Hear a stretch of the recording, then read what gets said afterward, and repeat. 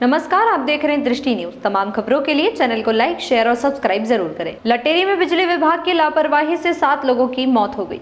हादसे के बाद कांग्रेस के सुनील कुमार आदिवासी बोले, सरकार जागे वरना जनता जगाएगी। विदिशा जिले के लटेरी क्षेत्र में बिजली विभाग की आपराधिक लापरवाही के कारण करंट लगने से 7 निर्दोष नागरिकों की दर्दनाक मौत हो गई थी। लेकिन 4 महीने बीत जाने के बाद भी बीजेपी सरकार पीड़ित परिवारों को कोई सहायता राशि उपलब्ध नहीं करा सकी। प्रदेश में आपकी सरकार आपके द्वारा अभियान चलाया जा रहा है, लेकिन जब पीड़ित परिवार को राहत देने की बात आती है तो सरकार की संवेदनशीलता और प्रशासनिक तत्परता कहीं गायब हो जाती है। भाजपा का प्रशासन जनता की समस्या को हल करने में सक्षम नहीं है। धरना प्रदर्शन के दौरान कांग्रेस नेताओं ने कहा कि यह घटना सिर्फ हादसा नहीं, बल्कि बिजली विभाग की आपराधिक लापरवाही और भाजपा सरकार की प्रशासनिक विफलता का नतीजा है। अगर सरकार को जनता की कोई परवाह होती तो इन परिवारों को अब तक न्याय मिल चुका होता। 4 महीने बीत गए, लेकिन भाजपा सरकार अब तक पीड़ित परिवार को 1 रुपया भी नहीं दे सकी है। यह केवल प्रशासनिक लापरवाही नहीं, बल्कि सत्ता में बैठे लोगों की क्रूर मानसिकता को दर्शाता है।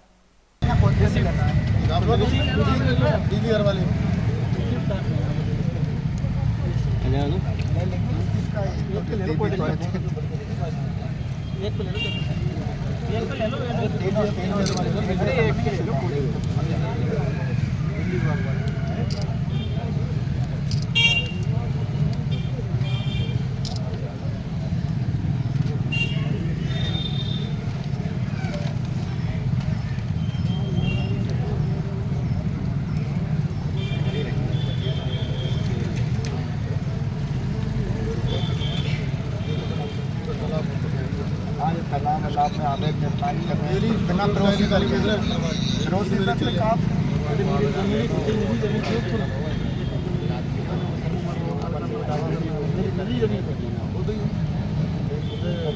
भाई ये है छोटा डेली बेच रहा है, 1 लाख रुपए डेली बेच रहा है, 3 महीने काम चल रहे हैं।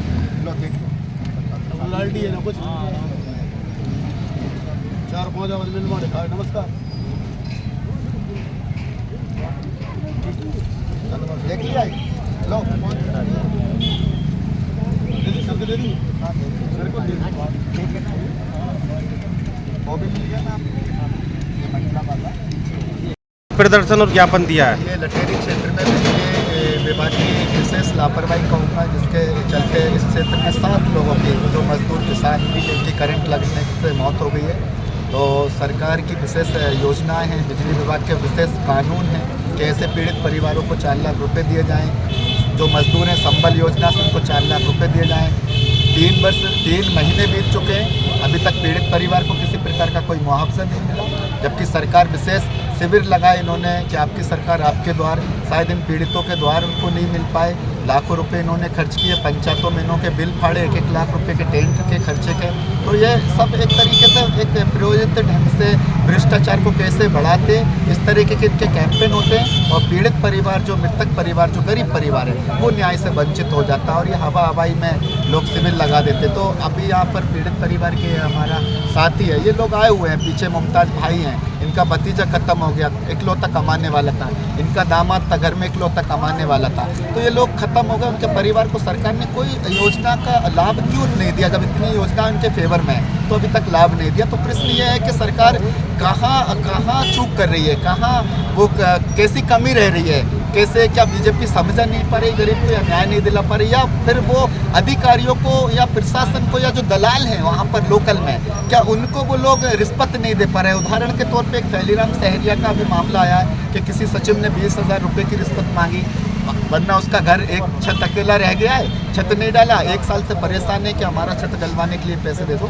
तो तमाम जो मुद्दे हैं इस क्षेत्र में, उन सभी मुद्दों पर आज हम लोगों की विशेष लोगों से चर्चा हुई, क्षेत्र के हमारे कांग्रेस के साथी नेतागण साथियों से।